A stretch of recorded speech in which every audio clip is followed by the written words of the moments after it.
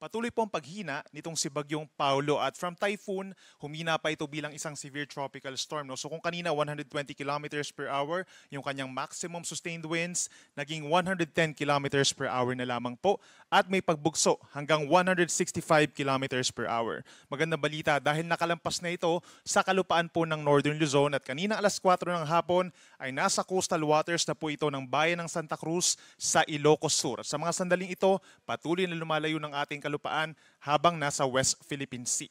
Isa pang magandang balita, patuloy ang pagbilis din nitong si Bagyong Paulo palayo ng ating kalupaan, moving west-northwest at 35 kilometers per hour. Base sa ating latest satellite animation, nahagip pa rin po directly nitong si Bagyong Paulo ang malaking bahagi ng Northern and Central Luzon, lalo na yung western sections, Ilocos Region, Cordillera Region, Zambales, Bataan, medyo mabagyo pa rin po, no? Mataas ang tsansa ng mga ulan at malakas na hangin sa mga susunod na oras. Habang natitirang bahagi po ng Luzon, gayon din ang western portion of Visayas, asahan pa rin ang makulimlim na panahon at yung mga kalat-kalat na ulan na base sa ating latest animation, mga light to moderate with at times heavy rains. At meron din mga thunderstorms na localized lamang sa natitirang bahagi pa ng Visayas and Mindanao, usually mga 1 hanggang 2 oras lamang yan, typical tuwing hapon hanggang gabi. At yung ating mga cloud clusters na minomonitor sa may silangan at silangan ng extreme northern Luzon, maliit pa rin po ang tsansa na maging isang ganap na low pressure area within the next 24 hours, pero patuloy pa rin natin itong minomonitor. Base naman po sa latest heavy rainfall warnings ng Pag-asa, care of regional divisions po ng Pag-asa, meron tayong nakataas na red rainfall warning. Ibig sabihin, torrential rains within the next 2 hours sa mga probinsya po ng Zambales at Benguet. Napakatinding ulan po nito, no? At posible pa rin magpabaha. Hindi lang doon sa mga low-lying areas, kundi doon sa mga hindi masyadong binabaha, mataas din ang banta ng pagguho ng lupa. Meron naman tayong aasahang intense rains or napakalakas na ulan hanggang mamayang alas 7 ng gabi dito sa mga probinsya ng Aurora, and din sa Nueva Vizcaya, La Union, western portion ng Pampanga, Tarlac, and down to the entire Bataan. Asahan po yung malalakas na ulan na nagdudulot din po ng flooding and landslides. Habang yellow rainfall warning naman, or heavy rains hanggang mamaya alas 7 sa may Isabela, Quirino, gayon din sa may Ifugao, Mountain Province, Southern Ilocos Sur, maging dito rin po sa may Nueva Ecija, natitirang bahagi ng Bulacan, Pampanga, Tarlac, Pangasinan, down to may Cavite and Batangas, asahan po yung malalakas sa pag-ulan, posible din magdulot ng mga flooding in low-lying areas. Itong mga kulay blue naman, associated siya sa mga light to moderate with at times heavy rains.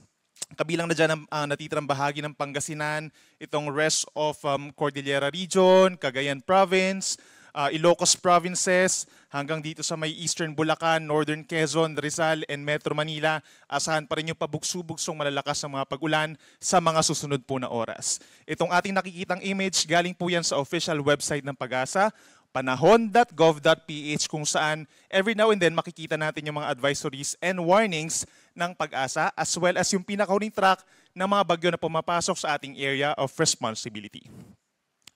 Base naman po sa pinakahuling track ng Pag-asa, inaasahang kikilos pa rin west-northwest or palayo na ng ating kalupaan itong si Bagyong Paulo. At base sa ating latest track, lalabas ito ng ating power pagsapit bukas ng madaling araw.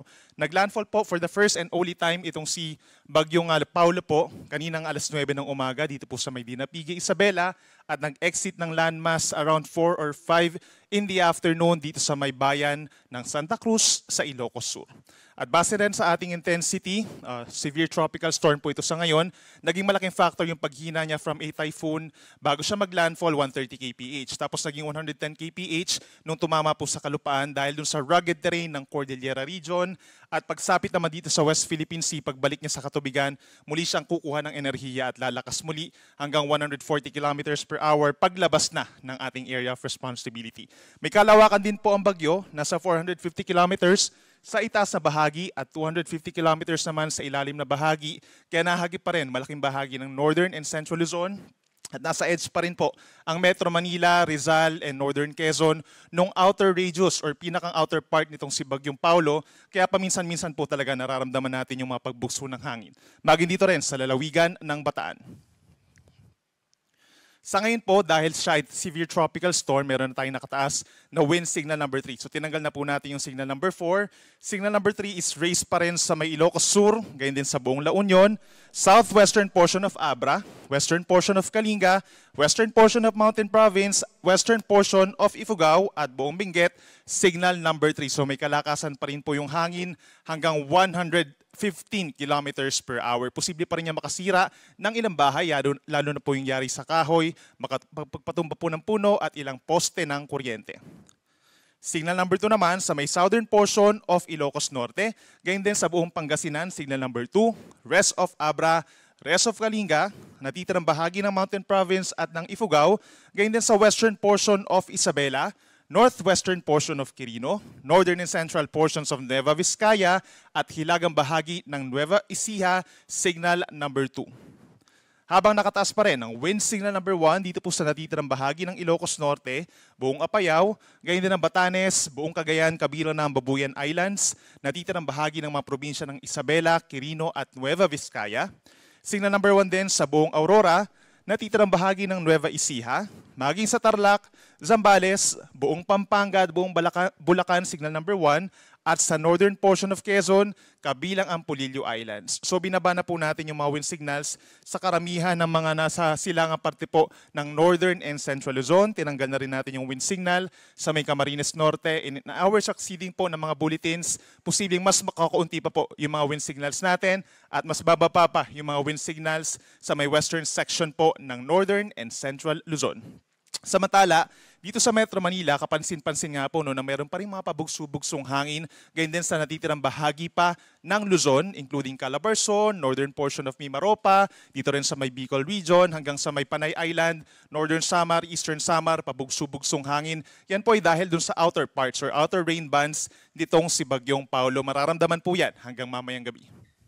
At para naman sa taas ng mga pag-alon or gale warning, malayo sa Pampang, posible pa rin hanggang 6 na metro sa mga baybayin ng Ilocos Norte at Ilocos Sur.